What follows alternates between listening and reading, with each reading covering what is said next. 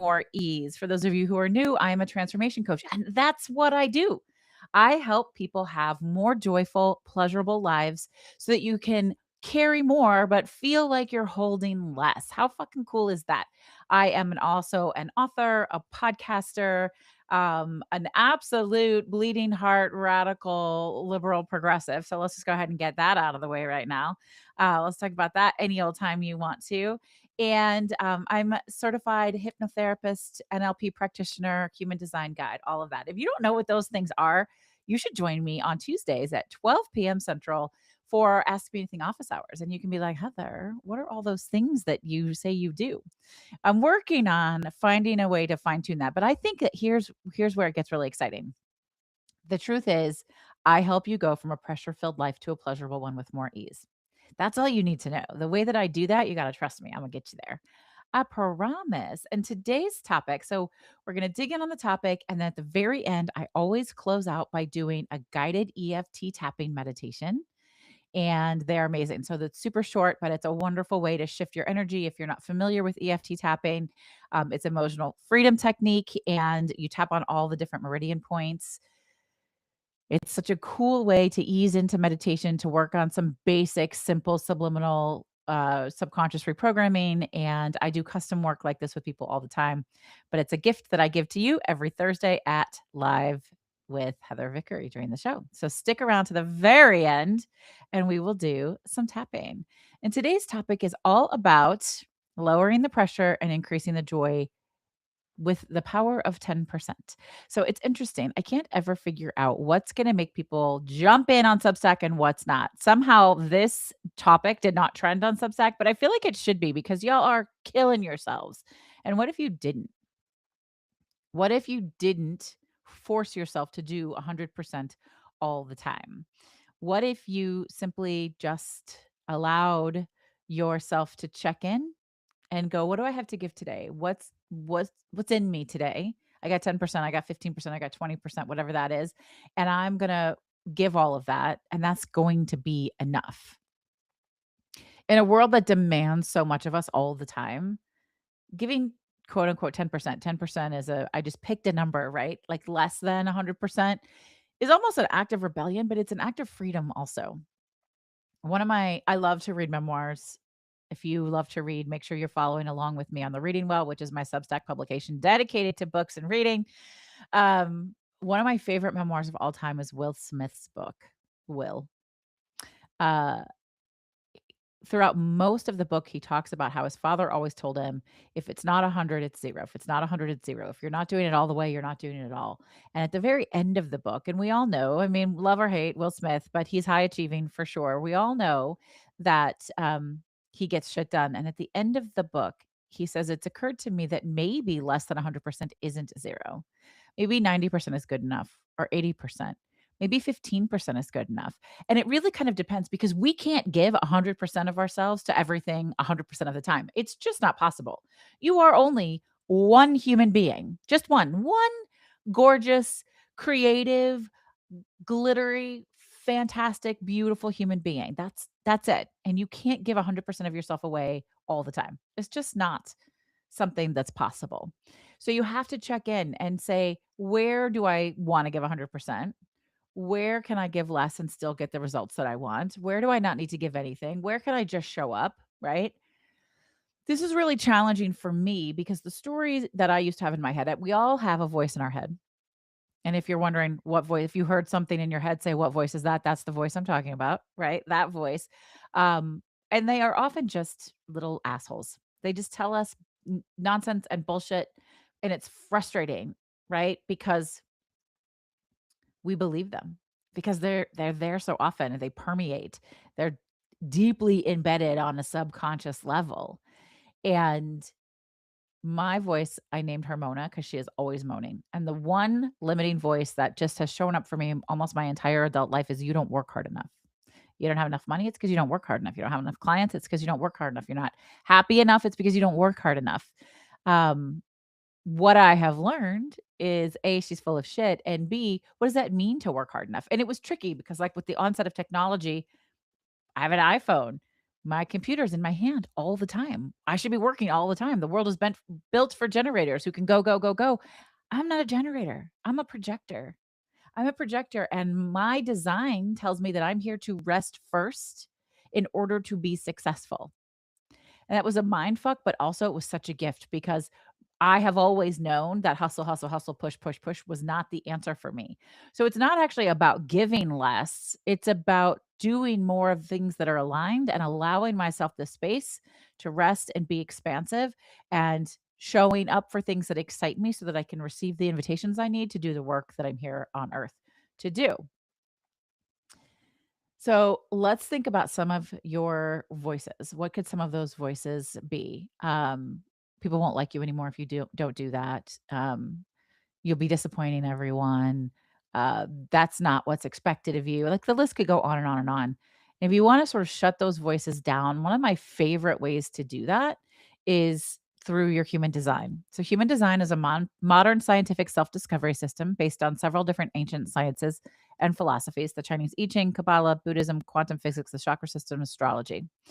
And it's all about living into your highest, most aligned self. It's all about expanding into who you are and how you're designed and not trying to fix the parts of you that aren't for you, right? We always think we're supposed to get better at things we're not good at. But what if you got better at things you are good at? What if you used what was naturally yours? And that was a game changer for me. So if you don't know your human design, you can pull a free human design chart on my website. Go to vickeryandco.com and then just use the navigation tools, pull your free human design chart.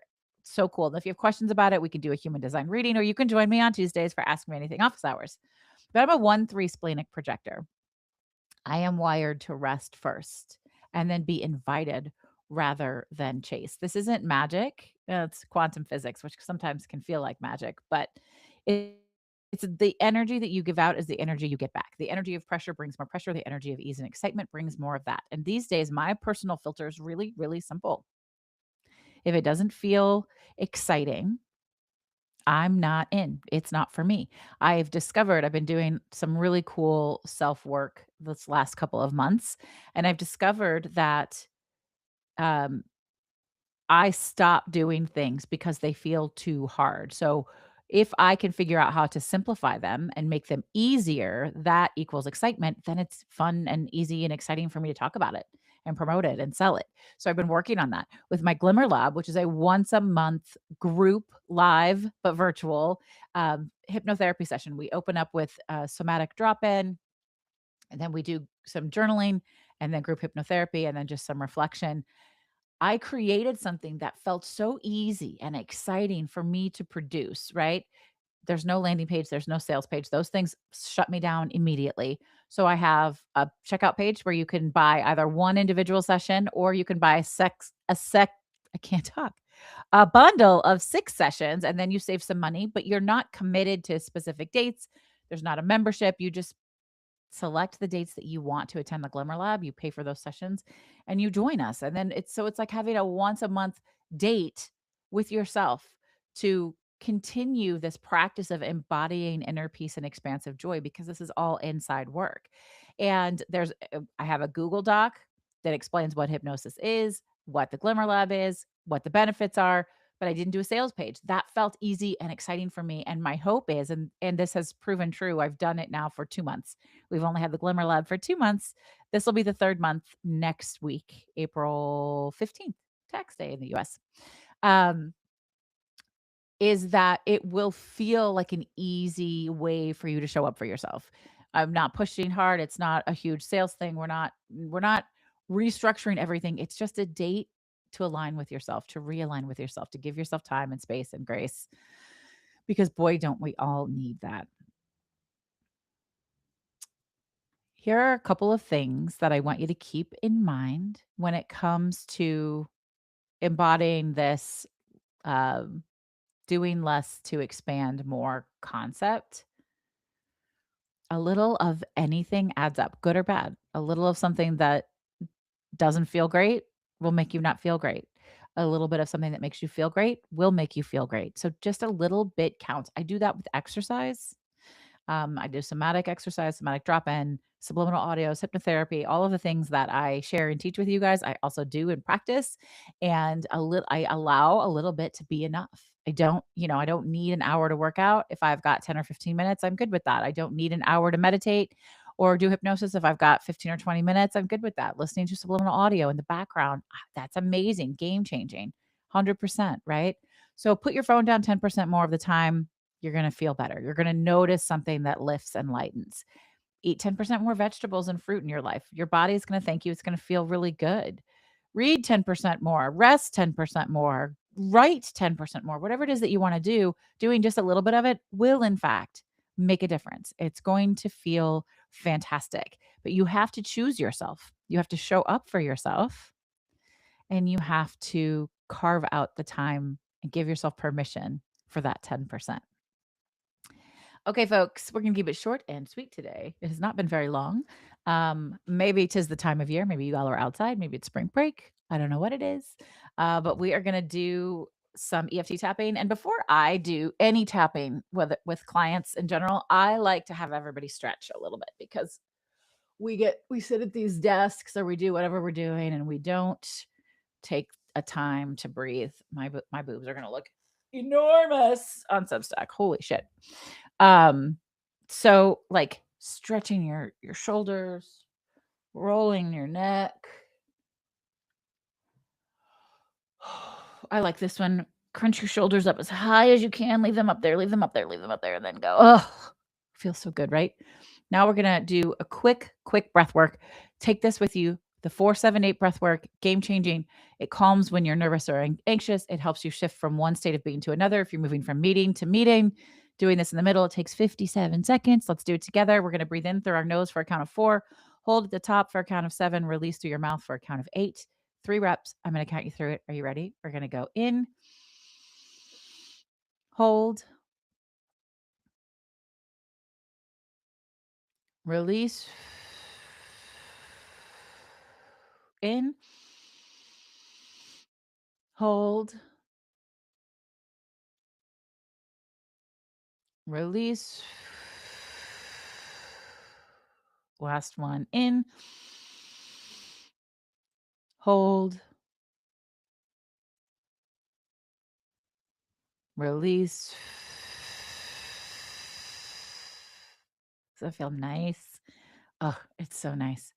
And then we're going to do a prayer to yourself. The Ho'oponopono prayer is one of my favorites. Put your left hand over your heart and your right hand over your left, and repeat after me, either out loud or in your mind. Thank you. I'm sorry. I forgive you. I love you. All right. So when we start EFT tapping, we start on the karate chop point. You can do either hand, it doesn't matter, but this is where we release the negative, where we speak the truth to release it. So again, repeat after me, either out loud or in your mind. Even though I've been taught that I have to do it all perfectly all the time,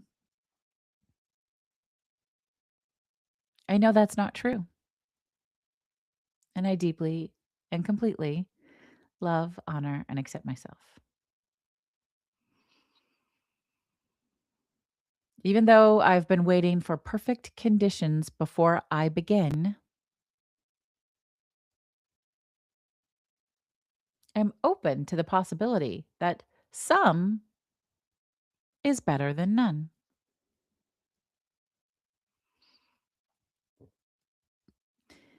Even though the all or nothing thinking has kept me stuck and overwhelmed, I choose to trust that small shifts are enough.